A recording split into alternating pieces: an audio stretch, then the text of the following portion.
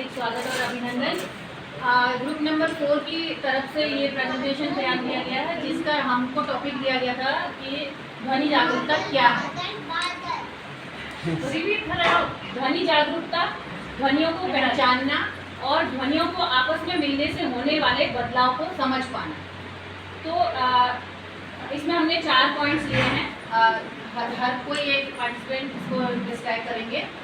तो ये जो पहला पॉइंट है ध्यान देने से लेकर करने तक, तो इसमें एक हम लास्ट में एक्टिविटी करवाएंगे, तो थोड़ा सा टाइम देखेंगे तो वो लास्ट में करवा देंगे।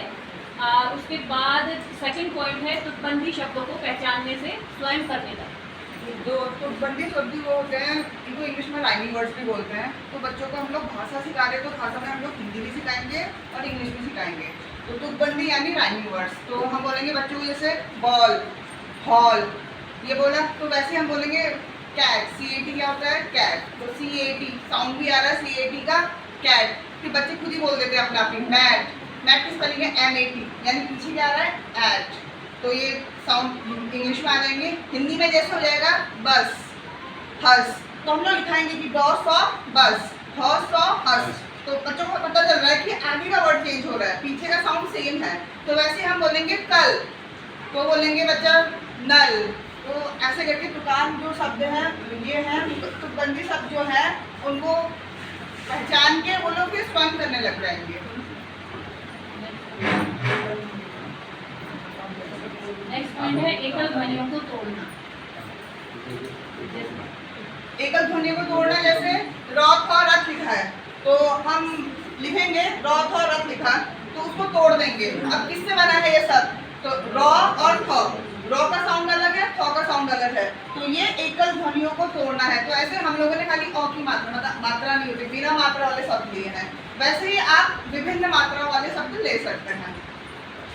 जैसे इसमें मैंने बताया था अभी एकल ध्वनियों को तोड़ना बता, वैसे एकल ध्वनियों को जोड़ना।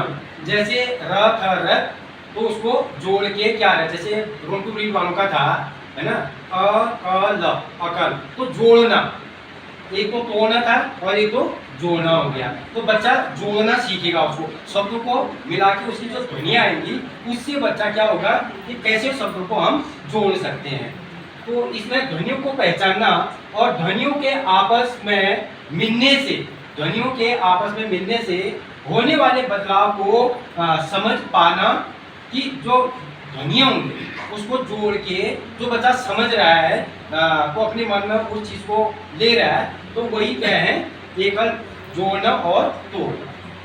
तो ये जो फर्स्ट पॉइंट था ध्वनि जागरूकता, तो इसका सबका निचोड़ हम सिर्फ एक एक्टिविटी से ध्वनि जागरूकता को समझ सकते हैं।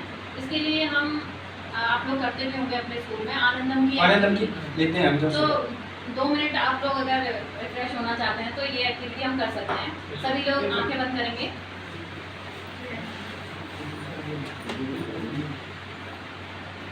हाँ, सभी धीरे धीरे अपनी आंखें बंद करेंगे और ध्यान देने की प्रक्रिया के अंतर्गत चेक इन हमने कर लिया, समझिए। चेक इन करने के बाद ध्यान देकर सुनना वाली जो प्रक्रिया है वो हम कर रहे हैं। इसमें किसी को कुछ बोलना नहीं है, बस सिर्फ अपने आसपास होने वाली ध्वनियों को सुनना है। और जो जितना सुन पाएगा अपने आसपास की ध्वनि, वही ध्वनि जागरूकता है।